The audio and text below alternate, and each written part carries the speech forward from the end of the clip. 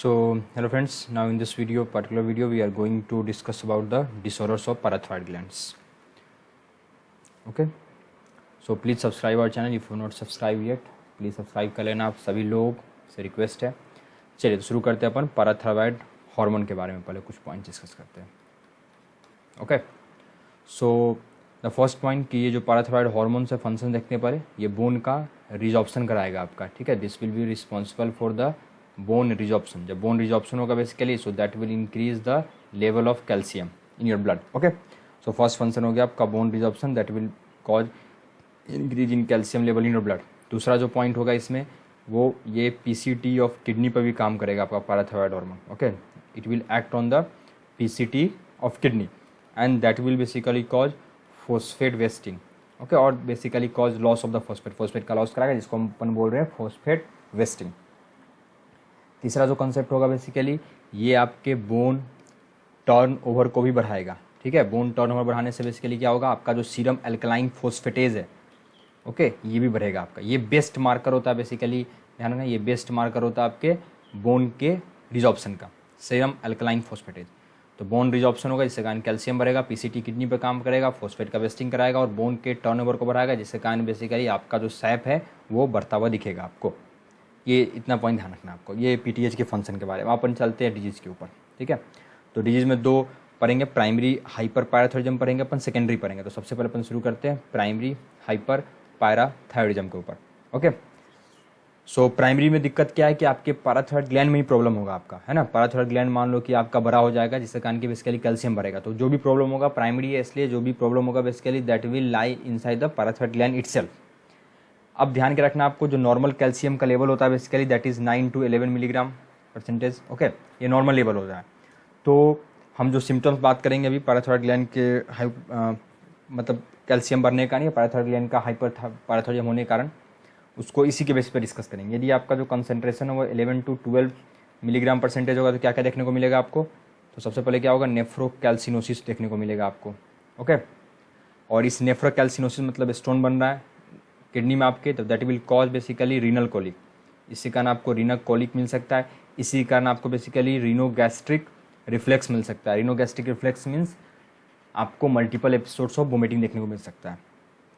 Okay, पहला ये हो गया आपका nephrocalcinosis that is leading to the renal colic और रेनोगैस्ट्रिक रिफ्लेक्स के रूप में बेसिकली वो पेशेंट आपको प्रेजेंट करता हुआ दिख सकता है. The second will be constipation हो सकता है, कैल्शियम बढ़ रहा है. ओके, कॉन्स्टिपेशन कराएगा बेसिकली, क्योंकि गट स्फिंक्टर जो है उसका स्पाज्म करा देगा. थर्ड चीज़ क्या हो सकता है, यही कैल्शियम आपकी स्किन के नीचे डिपोजिशन हो सकता है and that may lead to the calcinosis cutis. वो कैल्सिनेसिस क्यूटिस फिर करा सकता है आपका. ये कैल्शियम आपके स्किन के नीचे डिपोजिशन होगा, that will lead to calcinosis Cutis.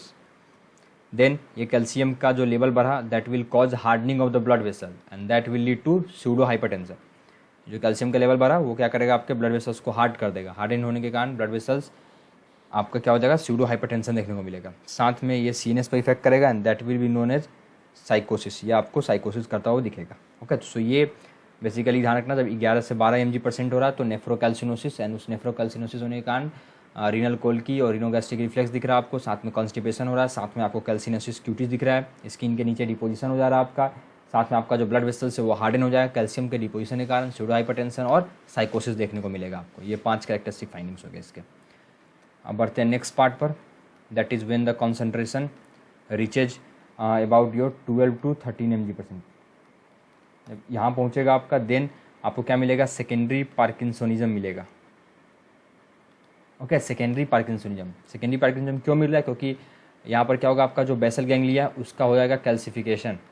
Okay, basal ganglia जो है आपके पास, उस बेसल गैंग्लिया का हो जाता है कैल्सिफिकेशन. उस कैल्सिफिकेशन होने के कारण आपको क्या मिलेगा, secondary parkinsonism.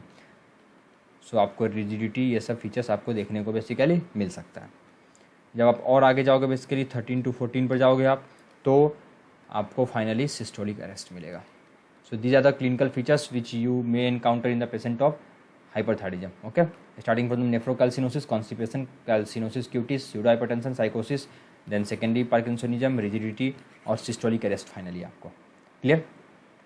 Now coming to the workup कैसे करेंगे पेशेंट का. सो वर्कअप करने के लिए आपको क्या करना है, सबसे पहले आप मेजर करोगे सीरम कैल्शियम लेवल को. ओके, फॉस्फेट को मेजर करोगे, सैप को मेजर करोगे बेसिकली. क्लियर। साथ में आप सीरम PTH ऐसे कराओगे आप, ओके, सीरम PTH ऐसे कराओगे। साथ में यदि आप डाउट कर रहे हैं कि कहीं ट्यूमर तो नहीं है, तो उसके लिए क्या कराओगे आप, system EV scan for the localisation of tumour, you will go for the system EV scan के लिए जाओगे आप, okay.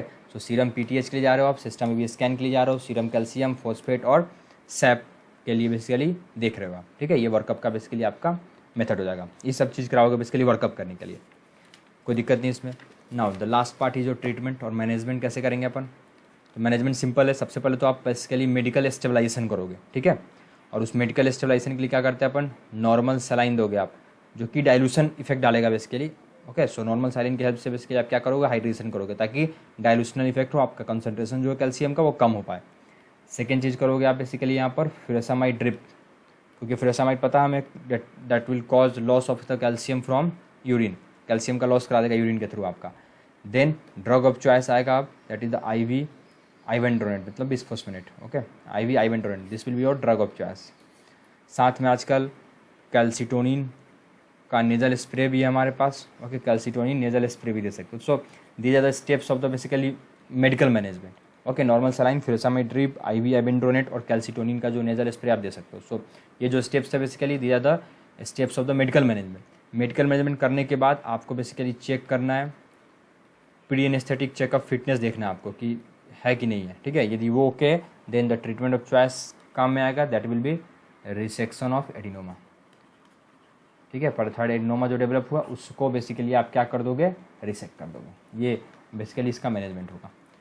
Now so this is the case of the hyperthyroidism. अब आते हैं अपन नेक्स्ट टॉपिक में, that is the hypoparathyroidism, okay. So hypoparathyroidism में पहला जो और बेसिक हमारे पास पॉइंट होगा वो क्या है, ध्यान दीजिएगा।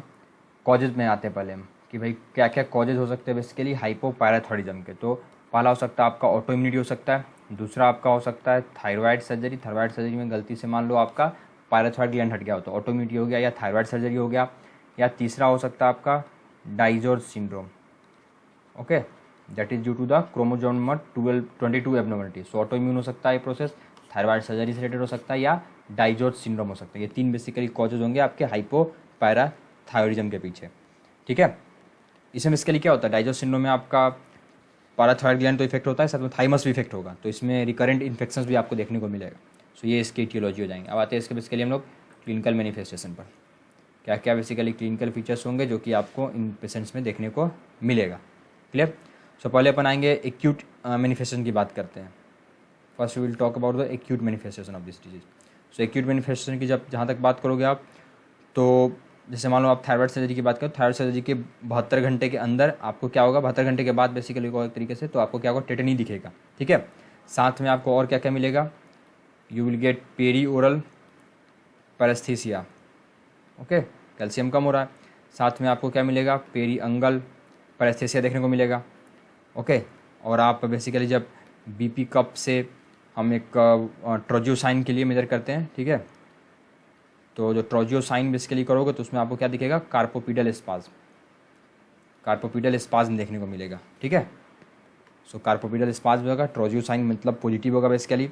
साथ में जो आप टैप करोगे उसके पैरोटिड ग्लैंड पर तो वहाँ पर कॉन्ट्रैक्शन ऑफ मसल होगा and that will cause facial grimace, okay, and that is known as this sign, okay.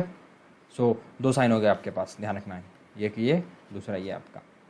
Next में आते हैं अपन इसी में, देन आपको स्टाइडर मिल सकता है due to the danger response, ये एक्यूट मैनिफेस्टेशन होगा आपका, okay. Tetany, perioral paraesthesia, periungual paraesthesia, साथ में आपके पास दो साइन हो जाएंगे और stridor, these are the acute manifestation of the hypoparathyroidism, clear. इसको मैनेज कैसे करोगे, तो तुरंत आप IV कैल्शियम ग्लूकोनेट चढ़ाओगे, ठीक है। और drug of choice for surgically induce hypoparathyroidism आपका क्या होता है, टेरीपैराटाइड का इंजेक्शन, ये ड्रग ऑफ चॉइस होता है आपका, ठीक है। तो IV कैल्शियम ग्लूकोनेट और टेरीपैराटाइड का इंजेक्शन दे सकते हो आप।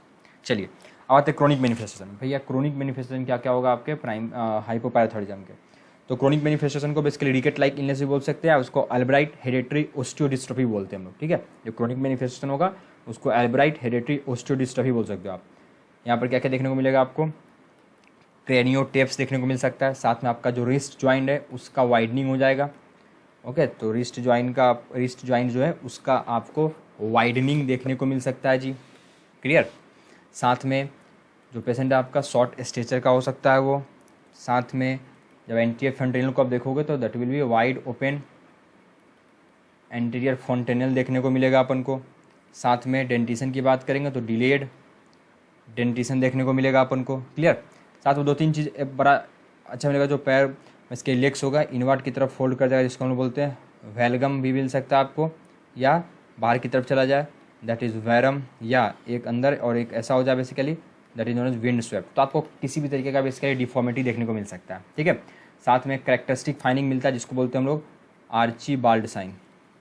ओके, एक कैरेक्टरिस्टिक फाइनिंग मिलेगा जिसको हम बोलते हैं बेसिकली आर्चीबाल्ड साइन। ये आर्चीबाल्ड साइन क्या होता है बेसिकली, आपका जो 3rd एंड 4th मेटाकार्पल से ध्यान दिया, 3rd और 4th मेटाकार्पल जो है ये छोटा हो जाएगा। Okay, 3rd and 4th metacarpal क्या होगा, शॉर्ट होगा, जिसके कारण क्या होगा, नक्कल डिम्पल साइन उसको बोलते हैं अपन। तो ये कुछ क्रोनिक मैनिफेस्टेशन होगा। ओके, जस्ट रिवाइजिंग, क्रेनियोटेप्स हो सकता है आपका, रिस्ट ज्वाइंट वाइडनिंग होगा, short stature, wide open anterior fontanelle, delayed dentition. साथ में आपको आर्चीबाल्ड साइन मिलेगा जिसमें कि 3rd एंड 4th मेटाकार्पल छोटा हो जाएगा आपका, वेलगम, वैरम और विंड स्वेप्ट मिल सकता है आपको, क्लियर। ये सब आपको बेसिकली क्रोनिक मैनिफेस्टेशन मिलेंगे। इन्वेस्टिगेशन क्या करेंगे अपन, इन्वेस्टिगेशन के लिए वही कैल्शियम, फॉस्फेट, सैप, पीटीएच ऐसे कराओगे आप, ठीक है, ये सब करोगे। मैनेजमेंट के लिए कैल्शियम सप्लीमेंट देना होगा आपको, सिंपल से, ठीक है। तो ज़्यादा कुछ इसमें आपको रटने वाला चीज़ नहीं है। नेक्स्ट आता आपका दैट इज़ स्यूडो हाइपोपैराथोरिज्म। स्यूडो हाइपोपैराथोरिज्म में क्या होगा, आपका जो पीटीएच का लेवल है वो बढ़ा रहेगा, लेकिन जो रिसेप्टर है वो रेजिस्टेंट हो चुका है। ओके, रिसेप्टर बेसिकली क्या हो चुका है आपका, रेजिस्टेंट हो चुका है। रिसेप्टर रेजिस्टेंस क्यों हुआ है, due to the involvement of a gene, mutation of a gene S gene. Okay, इसके कारण क्या हुआ, रिसेप्टर में आपका रेजिस्टेंट हो गया। पीटीएच का लेवल तो नॉर्मल है लेकिन वो रिसेप्टर पर अपने काम ही नहीं कर पा रहा, तो that is known as pseudohypoparathyroidism, clear. Clinical feature वही मिलेगा आपको, रिकेट लाइक इलनेस वाला जो फीचर्स थे वो मिलेंगे आपको यहाँ पर देखने को। इन्वेस्टिगेशन करोगे तो यहाँ पर कैल्शियम कम मिलेगा आपको, साथ में फॉस्फेट आपको बढ़ा हुआ मिलेगा, लेकिन जो सैप है ये नॉर्मल मिलेगा आपको। ये ध्यान में ये क्वेश्चन आएगा आपका, ठीक है। मैनेजमेंट में कोई डिफिनिट ट्रीटमेंट नहीं है इसका। अगला आता है इसी में स्यूडो हाइपोपैराथायरॉइडिज्म। दो बार स्यूडो होगा बेसिकली, ठीक है, स्यूडो हाइपोपैराथायरॉइडिज्म। अब ये स्यूडो क्या है, ध्यान रखिएगा, आपका यहाँ पर पीटीएच भी नॉर्मल होगा, आपका यहाँ पर जो रिसेप्टर है वो भी नॉर्मल होगा, लेकिन सारे रिसेप्टर नॉर्मल नहीं होंगे। जो रिसेप्टर्स आपके बोन पर प्रेजेंट है ना, रिसेप्टर ऑन बोन, वो बेसिकली डिफेक्टिव होंगे आपके। तो रिसेप्टर ऑन बोन जो होंगे वो डिफेक्टिव होंगे, चूंकि रिसेप्टर ऑन बोन्स डिफेक्टिव हो गए। ओके, बोन पर जो रिसेप्टर है वो डिफेक्टिव है, तो आपको एचओ लाइक फीचर्स तो देखने को मिलेंगे ही बेसिकली, मतलब रिकेट लाइक फीचर जो हमने डिस्कस किया, क्रेनियोटेप्स, widening of the anterior fontanelle, wrist joint का वाइडनिंग, फिर आपको आर्चीबाल्ड साइन, वो सब देखने को मिलेंगे, ठीक है। लेकिन अदर जो फाइंडिंग होगा वो नॉर्मल होगा, मतलब किडनी पर काम करेगा नॉर्मली है, सो फॉस्फेट लेवल आपका नहीं बढ़ेगा, फॉस्फेट लेवल नॉर्मल रहेगा आपका, ठीक है। पीटीएच का लेवल भी नॉर्मल है यहाँ पर, तो पीटीएच का लेवल तो नॉर्मल है, तो किडनी उडनी पर काम करेगा, बस बोन पर गड़बड़ी है, तो उसको बोलते हैं स्यूडो हाइपोपैराथोरिज्म। तो हाइपोपैराथोरिज्म में देखो, हाइपोपैराथोरिज्म, स्यूडो हाइपोपैराथोरिज्म, फिर स्यूडो हाइपोपैराथोरिज्म हो गया आपके पास। तो ये कुछ पॉइंट आपको ध्यान रखना है, ठीक है। अब एक चीज़ छूट गया इसमें, लास्ट में अपन डिस्कस कर लेते हैं, दैट इज द सेकेंडरी हाइपरपैराथोरिज्म। ये छूट गया मेरे से, ठीक है। हमने प्राइमरी हाइपरपैराथोरिज्म डिस्कस किया लेकिन सेकेंडरी डिस्कस नहीं किया, तो उसको देख लेते हैं अपन।